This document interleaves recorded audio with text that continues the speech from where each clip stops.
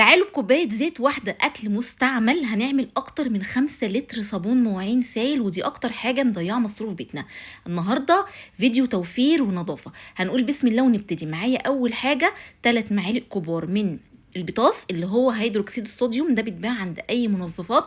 مش عايزين منه غير 3 معالق بس. هنحط عليهم نص كوباية مية عادية من الحنفية وهقلبه كويس جدا لحد ما يدوب تماما.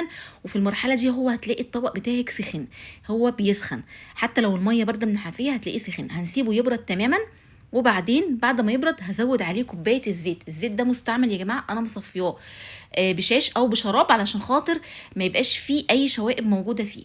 هبتدي ان انا اقلب فيه شويه، يعني حوالي 5 دقايق لحد ما يتقل معاكي بالشكل ده. لو ما تقلش اركنيه وارجعي تاني قلبي، هتلاقيه تقل معاكي وقوامه بقى بالشكل ده. هنزل عليه بحوالي كوبايه الا ربع من مسحوق الغسيل اللي هو بتاع الملابس اي نوع، ودي اختيار يعني ممكن تحطوه وممكن لا، بس ده بيعلي الرغوه معاكي بيخليه ممتاز. عندك حطي، ما عندكيش خالص، بس اهم حاجه يكون اللي بيعمل رغوه يا جماعه مش مسحوق الاوتوماتيك. وبعدين هنزل بعصير ليمونه بالشكل ده. ممكن تزودوا عصير الليمون براحتكم، بس عشان الليمون غالي الايام دي فانا ما حطيتش غير ليمونه واحده. وبعدين هقلب الكلام ده كله واسيبه لمده 5 ساعات، او عايزه تبيتيه لتاني يوم مفيش مشكله. المهم هو هتلاقيه صابون صلب، عارفين الصابون البلدي هو بقى صابون صلب.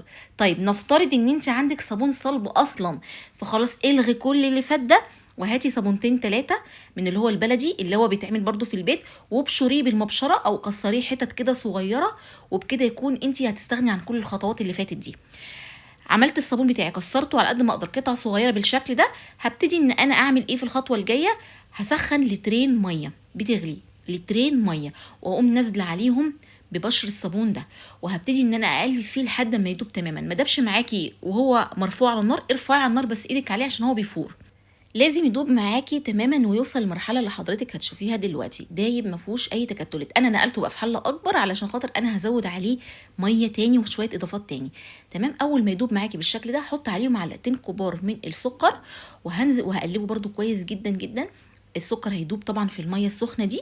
بعد كده هضيف الاضافه اللي بعد كده اللي هي عباره عن كوبايتين من صابون المواعين السائل اي نوع عندك، ان شاء الله حتى من اللي بيتباع عند منظفات الكيلو ب 8 جنيه. انا مش عايزه غير كوبايتين 2 بس. تمام. اللي هو نص لتر تقريبا، حوالي ب4 جنيه او ب5 جنيه حاجه كده. هندلقوا عليهم وهنفضل طبعا نقلب الكلام ده كله كويس جدا. في المرحله اللي بعد كده هجهز حوالي نص كوبايه ميه عاديه. انا طبعا مطرح الصابون اللي انا حطيته زودت كده ميه عشان كان في مطرحها اللي هو الصابون السائل، فزودت كده ميه، لسه هنزود ميه تاني. المهم انا هعمل ايه في المرحله دي؟ انا معايا نص كوبايه ميه عاديه من الحنفيه، حط عليهم معلقتين كبار من البيكنج صودا او الكربونات يا جماعه اللي هي بتتباع عند العطارين. تمام. اللي هي دي، سيبكوا بقى من النوع ده والماركه دي، هاتوا اي نوع بيكنج صودا واستخدموه مع معلقه من ملح الليمون، معلقه كبيره من ملح الليمون لو موجوده تمام، مش موجوده خلاص استغنوا برضو عنها. المهم نزلت كده على الصابون بتاعي بالشكل ده، وهبتدي ان انا اقلب اقلب اقلب. طبعا كل شويه افضلي قلبي، وبعد كده بقى هنزود حوالي لترين ميه تاني او لترين ونص ميه، هو كده كده كثيف معاكي. الدورق ده يا جماعه نص لتر. فانا وانا بزود الميه كده حطيت حوالي ربع معلقه صغيره لون اصفر، ده بيتباع عند بتاع الصابون اللي هما بيستخدموا برضو، قولوا له لون اصفر او لون اخضر حسب بقى لون الصابون انت حابه ايه.